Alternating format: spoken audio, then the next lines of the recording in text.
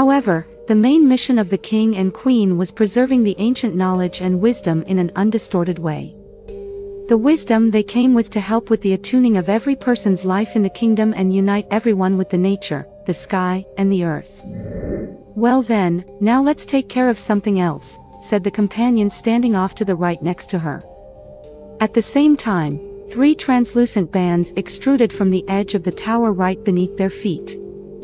Having just stepped on them, they immediately found themselves in a roomy corridor with large windows wide open. The dawning sun was filling the entire space with its cool freshness. Yes, everything seemed familiar to her, every single corner. In this castle, she lived and served her royal duty with her husband.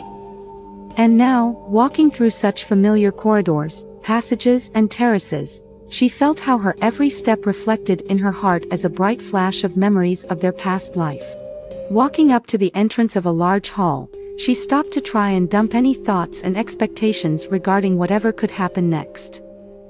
One of her guides felt her confusion. He laid his hand on her shoulder and quietly said, "Just trust," as he opened the door and let her walk up front. The huge hall with a high ceiling alight with shafts of light was full with the scent of spring flowers and overflows of singing birds. By one of the wide open windows a man was reclining in a broad armchair. In the attempt of taking a closer look at his face, she came closer. He also was looking at her just as intently. She immediately recognized his dense black hair that made its way down to his shoulders, but his face was as strange as one of an entirely different person. Still, apart from his outer appearance not matching, she felt that it was him, her husband. But he, as opposed to her, was left indifferent, even after thoroughly spectating her. It seemed like nothing interested him at all, neither inside nor outside. There was just a barely perceivable shadow of oblivion and confusion visible in his look. She called him by name, but it had no effect on him whatsoever.